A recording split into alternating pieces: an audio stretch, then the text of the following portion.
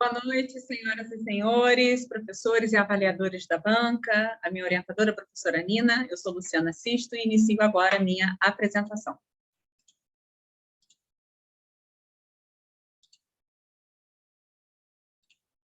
Esta é a apresentação, então, do trabalho de conclusão de curso de pós-graduação Lato Sensu multi-institucional em plantas medicinais e fitoterapia, com o tema Análise preliminar da ocorrência de plantas medicinais e alimentares nos quintais urbanos da região de Jacarepaguá, no Rio de Janeiro. Autor, Luciana de Castro Sisto. Orientador, Nina Cláudia Barbosa da Silva, Rio de Janeiro, 2021. O objetivo deste trabalho foi identificar em alguns quintais urbanos da região de Jacarepaguá, na cidade do Rio de Janeiro, estado do Rio, a ocorrência de espécies de plantas medicinais e alimentares cultivadas intencionalmente ou espontâneas, aproveitando a biodiversidade da região da Mata Atlântica. Como pode ser observado aqui nesse mapa, essa região de Jacarepaguá, Grande Jacarepaguá, fica entre o Parque Estadual da Pedra Branca e o Parque Nacional da Tijuca, tendo sido considerados os quintais das residências, aqui marcadas, mais próximos ao pé de cada um dos parques. Contextualização. Tornar produtivas áreas de quintais para cultivo, para uso pessoal e familiar, para fins de ensino, para trocas de informações e plantas, aproveitando a extensão de floresta urbana existente nesta área, como vimos. Metodologia utilizada. Foi feita uma proposta de visita aos quintais das residências de 25 moradoras de 4 subbairros, Freguesia, Anil, Pechinche e Taquara, da região AP4.1 de Jacarepaguá. Foram feitas observação, análise, identificação, catálogo e especificação dos seguintes aspectos. Primeiro, a diversidade das plantas medicinais e alimentares mais cultivadas na região, inclusive as de nascimento espontâneo. Para isso, a identificação foi feita das plantas por pistas taxonômicas, floração, fruto, aroma, texturas e formato das folhas, e fotografia para verificação de semelhanças em bibliografias. Placas de identificação colocadas pelo morador, e foi feito um catálogo pelo autor com a quantificação em blocos de notas. Também foram verificadas as estruturas de cultivo, se em vasos ou canteiros ou terrenos. Isso foi feito por observação simples, com a contagem de quantidade de vasos e medição apenas dos canteiros e terrenos. A metragem total, que é a medição realizada, foi feita dos quintais e o número de plantas por metro quadrado. Assim, foi verificado por trena manual e trena laser.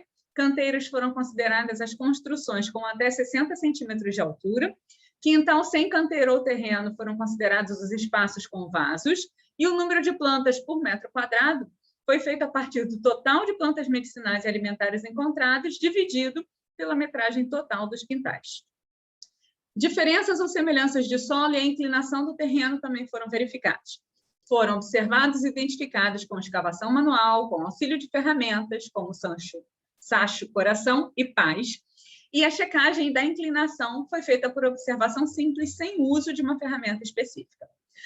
Por último, a distância entre o plantio e a residência, e a distribuição das plantas de acordo com a proximidade ou não da residência, sendo considerados como próximos até 3 metros de distância ou no mesmo andar da porta principal. Intermediário entre 3 e 4 metros da residência e distantes a partir de 4 a 5 metros da residência ou em patamar acima ou abaixo da porta principal. E os resultados obtidos foram: das 25 moradoras contatadas, apenas 14 visitas foram realizadas em quintais, sendo que 9 não responderam e 2 não estavam adequadas ao objetivo desse trabalho. Uma não possuía plantas e outra possuía um quintal coletivo num condomínio. Das 14 visitas realizadas, 3 se destacaram pela quantidade de plantas medicinais e alimentares, que era muito superior aos demais, representando 51,20% do total da quantidade de plantas encontradas. Também foi observado que as plantas espontâneas dessas localidades, elas eram diferentes em decorrência da localização de cada quintal. Desculpa. Na primeira foto, a gente pode observar a fachada da residência do quintal Taquara. Ele fica mais próximo do Parque Estadual da Pedra Branca. Na segunda foto, nós temos a fachada da residência do quintal Anil, mas numa região mais central da Serra, né, do Parque Estadual Nacional da Tijuca, do Parque Nacional da Tijuca. E na última foto, nós temos uma vista aérea do quintal Freguesia, que ele está mais próximo do pé da serra do Parque Nacional da Tijuca, mas bem no finalzinho dela, inclusive com uma construção de uma via expressa, que é a linha amarela, passando pelo quintal.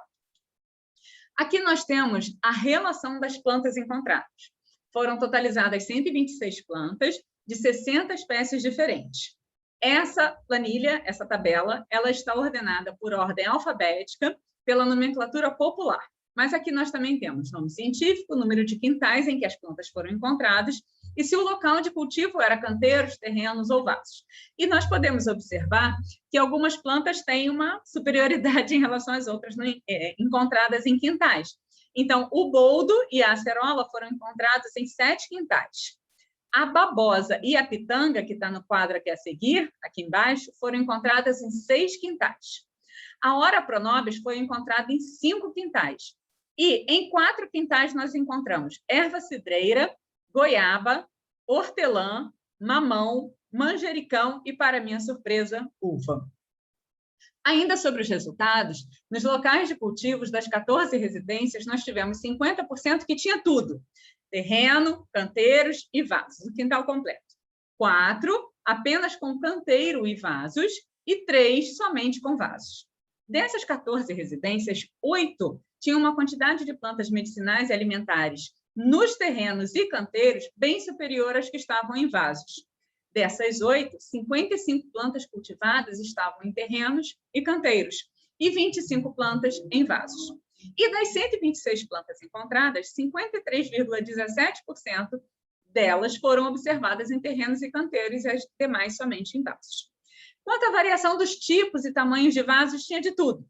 Então, tinha de cerâmica, de plástico, de barro, ornamental, material reaproveitado, como latão, latas comuns, garrafas PETs, e os tamanhos pequenos, médios e grandes.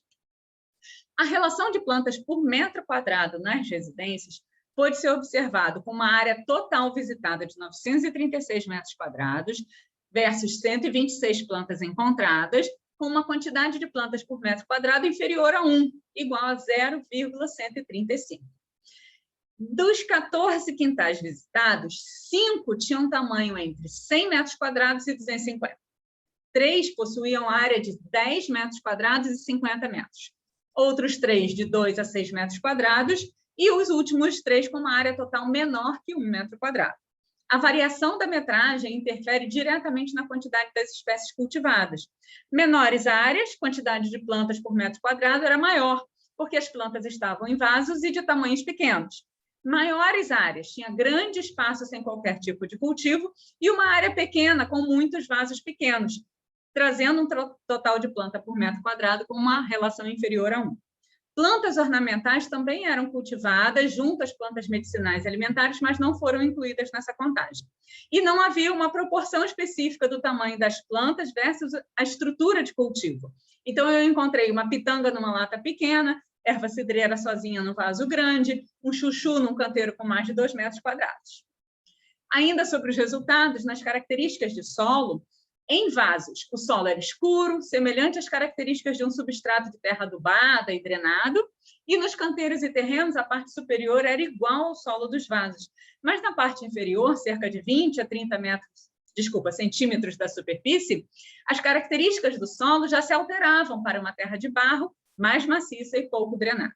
E em 3 residências, restos de entulho num espaço bem próximo ao terreno, e cavando a gente encontrou também no fundo do terreno, era bem aparente, sendo aparente uma área cimentada nesse local, próximo a esse local.